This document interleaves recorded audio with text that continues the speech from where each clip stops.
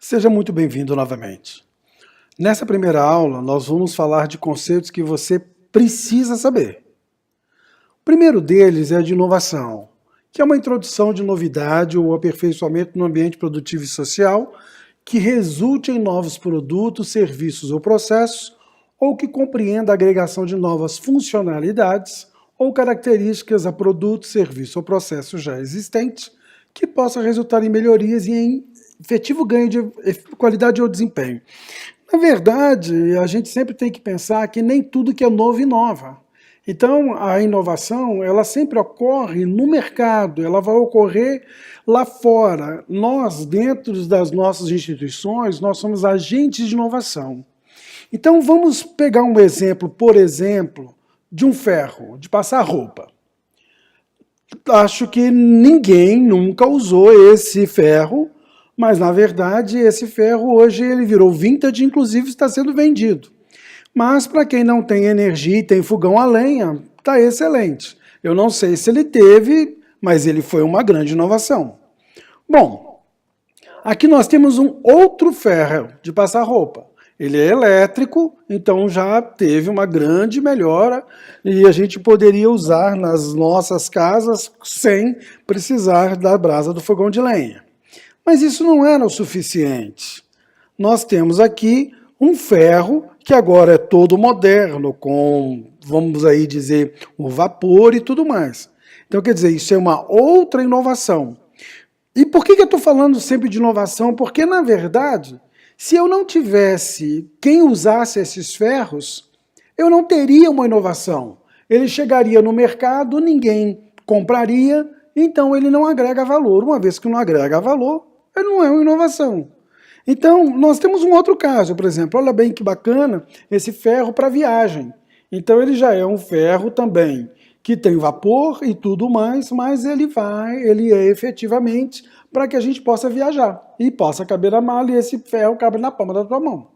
Então, a inovação é isso. A inovação ela é algo que a gente faz um estudo, esse estudo vai para fora e lá no mercado ele é aceito ou não. Ok. Vamos para um outro conceito bem interessante. Pesquisa básica. A pesquisa básica consiste na realização de trabalhos teóricos ou experimentais, cuja finalidade principal seja a aquisição de novos conhecimentos. Eu vou repetir, cuja finalidade principal seja a aquisição de novos conhecimentos sobre os fundamentos de fenômenos e fatos observáveis sem objetivo particular de aplicação ou utilização. E esse conceito está no manual de Frascati, que é considerado aceito no mundo inteiro. Bom, agora nós temos a pesquisa aplicada. A pesquisa aplicada ela consiste na realização de trabalhos originais com finalidade de aquisição de novos conhecimentos, porém dirigida primariamente para um determinado fim ou objetivo prático, ou seja, ao desenvolvimento ou aprimoramento de produtos, processos e sistemas. Então, muitas das vezes, nós temos uma pesquisa, ela é feita sem todas aquelas vezes aquela metodologia, e de repente ela descobre uma nova questão, e ela é uma pesquisa aplicada, porque de repente ela pode ser uma demanda de uma empresa, uma demanda geral. A gente não sabe de onde ela pode aparecer, mas ela tem uma aplicabilidade. Ela não é só para aquisição de novos conhecimentos. Ela pode ser uma melhoria e pode ser várias situações. Um outro conceito bem interessante é a pesquisa básica dirigida. Elas, como trabalhos executados com o objetivo de adquirir conhecimentos quanto à compreensão de novos fenômenos, com vistas ao desenvolvimento de produtos, processos e sistemas inovadores. Esse, vamos dizer, conceito, ele está no decreto 5.798 de 2006. Por quê? Porque, na verdade, foi muito importante a gente saber que, às vezes, nós tínhamos um produto, esse produto chegava até o mercado e, de repente, ele precisaria... As pessoas não compravam ele mais, aí, de repente, alguém precisaria de algo para inovar. Ora, se eu já cheguei até uma determinada posição, eu preciso agora de fazer uma outra pesquisa básica para entender um fenômeno para que eu possa usar isso no novo produto, ou processo ou sistema. Então, por isso que essa pesquisa básica ela não é só para adquirir conhecimentos e ficar como conhecimentos, mas ela é dirigida a resolver um problema também. Só que eu não tenho essa situação. Eu vou dar um exemplo para vocês. Por exemplo, quando o pessoal fez o filme Avatar, que foi feito pelo James Cameron, o roteiro dele estava pronto antes de Titanic. Na verdade, ele não poderia ter feito aquele filme porque ele não tinha tecnologia suficiente. Ele tinha todo o roteiro, ele sabia como acontecer, mas ele não sabia ainda como utilizar todos aqueles recursos que, se vocês forem assistir Avatar, vocês vão poder notar, principalmente quando vocês virem aí o making-of do filme.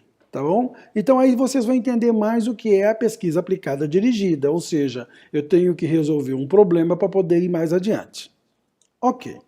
Aí é que nós vemos aqui uma coisa bem interessante, porque nós vamos classificar de acordo com essas questões aí de básica, aplicada, se ela serve para alguma coisa ou não. Então nós temos aqui o quadrante de Pasteur. Olha que legal. Aqui, por exemplo, você percebe que ele está na relevância para o avanço do conhecimento e ele está na relevância para aplicações imediatas. Ora, se ele não tem nem relevância para conhecimento e nem para aplicação, ele está aqui. Ele fala que isso aqui é fatos particulares, não tem aplicação previsível e nem apresenta explicações gerais sobre nada. Vamos dizer, ele deu o exemplo aqui do ornitologista que fez um guia de aves na América do Norte.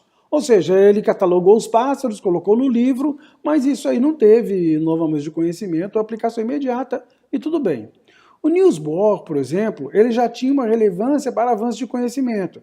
Então os trabalhos dele estão considerados aqui pela grande questão do conhecimento, mas ele não tem aplicação. Então a compreensão das estruturas dos átomos da física quântica, ele realmente queria avançar nesse conhecimento, mas não tem aplicação básica.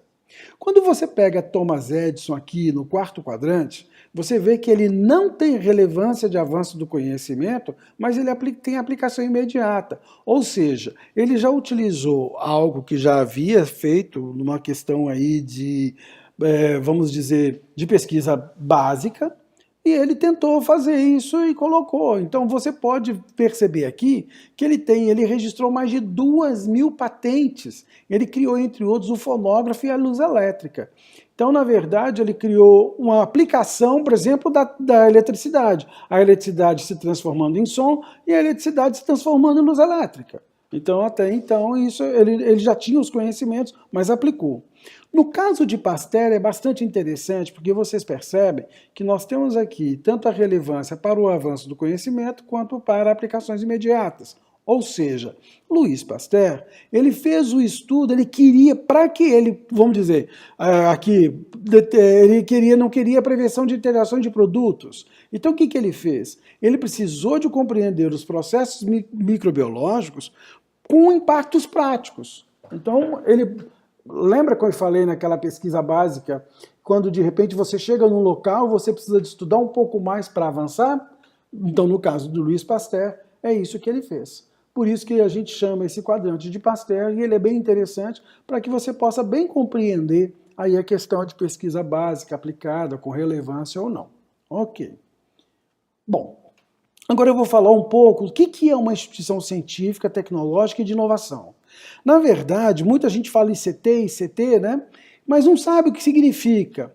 Então, por exemplo, prestem bem atenção nessa definição, porque órgão ou entidade da administração pública, direta ou indireta, ou pessoa jurídica de direito privado sem fins lucrativos, legalmente constituída sobre as leis brasileiras, com sede foro no país, que inclui em sua missão institucional ou em seu objetivo social ou estatutário a pesquisa básica aplicada de caráter científico ou tecnológico ou desenvolvimento de novos produtos, serviços ou processos. Aqui nessa definição você percebe que os institutos federais se encaixam muito bem aqui. E por isso que os institutos federais são considerados uma instituição científica, tecnológica de inovação. Então, e por causa disso, por ser uma instituição científica, tecnológica e de inovação, a lei da inovação obrigou que os institutos federais tivessem quem? Os núcleos de inovação tecnológica. E aí que vem, então, o que é o núcleo de inovação tecnológica que está presente em todos os institutos federais, em todas as universidades, em todas as entidades de pesquisa? Ela é uma estrutura instituída por uma ou mais ICTs, com ou sem personalidade jurídica própria, que tenha por finalidade a gestão da política institucional de inovação e por competências mínimas as atribuições previstas nessa lei. Essa é a Lei 13.243 de 2016. Ela alterou bem, na verdade ela alterou bem a lei de 2004, mas ela não revogou aquela lei. Então, na verdade, o NIT ele é obrigatório para todas essas instituições. E é muito importante você ter a consciência de que o NIT está para ajudar os professores, os pesquisadores, os alunos, os servidores gerais e a comunidade. É muito importante a gente saber que a lei, essa de 2016, essa 13.1243, ela permite uma personalidade jurídica própria. Isso é bastante importante, porque nós podemos ter aí captação de dinheiro, a gente pode ter captação de recursos tanto públicos quanto privados, e aquele recurso que é alocado pela matriz CONIF na questão da inovação, ela pode, caso o NIT seja uma personalidade jurídica própria, a instituição ela pode aportar esse recurso no NIT, porque, na verdade, a instituição ela tem uma participação nessa questão dessa, vamos dizer assim, dessa nova instituição jurídica própria, com CNPJ próprio. Então, o que o NIT faz? Olha aqui, o NIT, na verdade, ele é extremamente importante porque ele pode prospectar processos ou projetos para os professores, ele pode articular essa questão dos professores com a iniciativa privada, porque uma coisa que a gente percebe é o seguinte, nós professores, muitas das vezes, não sabemos conversar com o empresário. Nós temos aí muitas dificuldades, porque inclusive as nossas, vamos dizer, as nossas demandas e as nossas situações são diferentes. Às vezes, eu estive, por exemplo, com um empresário na área de fertilizantes, e ele falou comigo, professor, é muito difícil, às vezes, fazer um trabalho como a universidade, porque, às vezes, a gente fala com ele, olha, eu tenho uma pista simples, eu preciso de consertar porque ela está toda esburacada. Aí eu peço um projeto para uma universidade, a universidade me vem com um projeto com uma nova estrada de pista dupla, com 3 pistas de rolamento cada uma. Não é isso que eu preciso. Então, isso eu estou te dando um exemplo, como essa articulação o NIT tem que fazer. E muito importante também, gente, na negociação, porque nós temos muitas questões que nós conseguimos fazer dentro das nossas universidades, dentro das nossas instituições, dentro dos nossos institutos, e aí o que acontece? Muitas das vezes eu tenho projetos, eu tenho patentes que de repente o NIT registra para um professor, e ele tem que fazer essa negociação no mercado. Porque não é importante uma instituição ter uma patente, porque, na verdade, o sigilo termina em 18 meses. Então, se você não negociou essa patente, se você não fez negócio com ela, não adianta você ficar, porque você vai gastar dinheiro todos os anos até você obter essa carta patente, e muitas das vezes, na hora que você tem essa carta patente, ela já não vale mais nada. Já não tem mais, vamos dizer, vantagem competitiva no mercado. Então, o NIT é muito importante dentro das instituições. Eu estou falando dele aqui para que vocês realmente procurem o NIT para que ele possa ajudá-los em todas essas situações. Eu sou coordenador do NIT e tenho feito várias questões aqui, tenho muitos contatos com empresários, o que tem ajudado algumas questões dentro da nossa instituição. Bom, dito isso, eu quero falar com vocês sobre estratégias de inovação. A estratégia de inovação, o que ela é? É um conjunto de ações que fomentam soluções que tragam para a instituição novos produtos, processos e serviços direcionados a consumidores. Ora bem, o que é isso? Às vezes eu tenho uma empresa que tem um problema. Então, nós tivemos aqui agora um evento que teve uma empresa que trouxe para a gente um problema. Falou, olha, eu quero desenvolver um novo produto. Ela não sabe o que ela queria desenvolver. Então, para que ela possa desenvolver, o que a gente tem que falar? O que você quer? Ela também não sabia. Então, nós tentamos ajustar o pensamento da empresa, a gente foi visitar a empresa, nós fomos ver quais são os processos, tudo que eles tinham lá. E, na verdade, a gente tem uma professora aqui que gosta muito de mexer com moringa oleífera. E aí nós fizemos um novo produto com a manteiga com moringa. E o pessoal gostou muito, e realmente aí fez todo um estudo, fez todos aqueles testes sensoriais, a gente desclorofila, fez várias coisas. Eu não posso falar porque justamente esse processo, ele vai dar uma patente, né? Então, é muito importante isso, a gente às vezes buscar lá fora o que o empresário, o que a empresa, o que ela quer. E nós estamos aqui para poder servir a sociedade. E mais importante, gente, é o seguinte, é você perceber que isso pode trazer dinheiro novo para a universidade. Aqui no Instituto Federal do Triângulo Mineiro, quando nós temos uma negociação, ou de patente, ou de processo, ou serviço, a nossa resolução, ela divide esse ganho em três. Como é que ele funciona? Uma parte vem para o NIT, para ele poder fomentar mais inovação. Uma terceira parte vai para o laboratório que fez todo o procedimento para que ele possa se aparelhar melhor, capacitar melhor alunos e professores. E as outras terça parte vai para a equipe, né? Vai para a equipe que vai pagar a equipe ou vai dar essa bonificação. Eu ouvi o novo ministro da Educação falar o seguinte: se um professor descobre algo importante e isso traz recursos para a universidade, esse professor também merece parte desse recurso.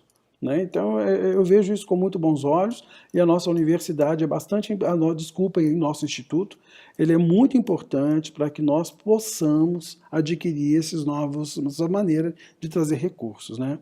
E dinheiro, na verdade, a gente percebe que existe. O que falta são bons projetos. Né? Então, mãos à obras aí e vamos fazer bons projetos.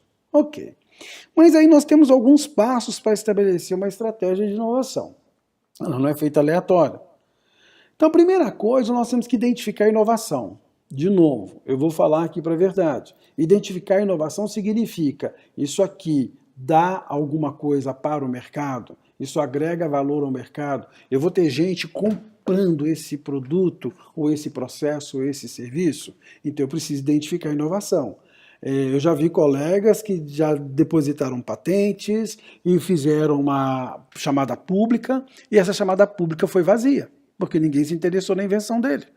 Entendeu? Então nós precisamos de identificar a inovação. Segundo lugar, nós precisamos determinar os motivos de inovar, tanto nossos, institucionais, quanto das empresas. Muitas das vezes as empresas precisam de inovar porque ela precisa de um mercado novo. Nós vamos falar na terceira aula sobre o Oceano Azul e vocês vão entender melhor o que é isso. Nós precisamos de motivos para inovar. Hoje, grandes empresas, elas estão se degladiando no mercado para poder conseguir uma parte disso. Né? Então, nós precisamos aí de fazer essa questão. Ok. Uma outra coisa que nós precisamos fazer é identificar qual tipo de inovação que nós vamos fazer. Nós temos 6 tipos de inovação que é dado pelo Manual de Oslo. E ele está aqui. Produto, serviço, processo, marketing, organizacional e modelo de negócio. Eu convido vocês a irem até a nossa página lá que está todos esses materiais didáticos. Lá já está esse manual de Oslo e vocês podem entender bem. E se você também pode procurar no Google sobre o que é inovação de produto, de serviço, de processo, marketing organizacional e modelo de negócio. Então você tem que identificar qual é esse tipo de inovação para você saber como é que você faz o projeto. Ok. Aí, isso aqui tem uma coisa bastante importante, que é estruturar a cultura de inovação. Nas nossas instituições, muitas das vezes, a cultura de inovação ela não existe, porque literalmente as pessoas não entendem a inovação. Então nós precisamos, às vezes, de fazer oficinas, de capacitar pessoas para que elas possam ser multiplicadoras. Eu penso que essa oportunidade do BRAF, esse vai ficar aberto, eu penso que essas pessoas precisam, se elas entendendo isso aqui, e a gente fica sempre à disposição para poder tirar aí as novas dúvidas. Mas estruture. Lembre, dentro da sua instituição, você tem que estruturar a cultura da inovação. Sempre saber que você vai trabalhar com parceiros. Porque é bastante importante, eu não sei se vocês entendem, que existe uma questão de inovação que ela é chamada de inovação aberta. O que é uma inovação aberta? Às vezes eu tenho instituições trabalhando juntas dentro do mesmo projeto para que esse projeto possa ir para o mercado. Então, isso é uma que a gente chama de inovação aberta. A gente pode ter uma ou mais, duas, três, quatro instituições trabalhando dentro de um projeto que vai impactar o mercado, ok? A outra a parte é implante a estratégia. Então, como é que você vai saber? Se você já sabe a estrutura da cultura de inovação, aí é que você vai implantar a estratégia. E aí você vai saber dentro do que você tem da inovação, de qual tipo, como é que ela estruturou, e aí sim você vai implantar a estratégia. E olha bem, gente, tem muito, isso é importante você saber, porque na cultura de inovação, às vezes a empresa também não tem essa cultura. Ela quer inovar, mas não tem essa cultura. Então nós precisamos de ajudá-la, tá certo? Ok, então vamos lá. Então, espero que eu tenha ajudado. Aí vamos fazer essas considerações da primeira aula. Uma vez que entrou em contato com esses conceitos, assim, é importante que vocês apreendam-os. Eles são muito úteis para que consigam estabelecer novos caminhos para suas pesquisas, seja básica ou aplicada, e ou um projeto de inovação. Importante lembrar que os objetivos traçados estejam alinhados aos objetivos, à cultura e à visão de futuro da sua instituição. Gente, não adianta nada você, de repente, estruturar uma inovação para um lugar se a instituição está indo para o outro. Então, se eles não estiverem alinhados, vocês não vão conseguir inovar nunca. Né? Lembrem lá do PDI. Tente sempre adequar seus projetos de pesquisa e estratégia de inovação à realidade da sua instituição. Eu estou dizendo isso porque, às vezes, a gente quer elaborar um projeto, mas muitas das vezes nós não damos conta. Às vezes, vamos supor, às vezes não temos laboratório, não temos pessoal capacitado, não temos dinheiro para poder fazer uma tal avaliação, então a realidade não permite. Então guarde o projeto por enquanto, para até você saber como é que essa instituição pode fazer essas coisas. Alinhe as metas e seus objetivos da instituição, lembrando que todo esse esforço deve chegar na sociedade. Lembra, no início que eu falei que a inovação ocorre no mercado? Tem colegas que ela vai até mais, ela diz, ela nasce e morre no mercado. Muitas das vezes a inovação, ela nasce lá fora, vem para dentro da instituição e volta para fora. Então, ela pode nascer dentro da instituição? Pode. Mas se você vê essa possibilidade de levar lá fora, você consegue fazer com que ela se transforme em inovação. Mas lembre, tem que criar valor e tem que criar valor para a sociedade. Ok? Ok, galera, muito obrigado. Então tá aqui o meu nome, o meu contato, tá certo? Fiquem à vontade para que a gente possa fazer aí bastante contatos, ok? Obrigado. Não se esqueça que você ainda tem uma segunda aula. Tchau.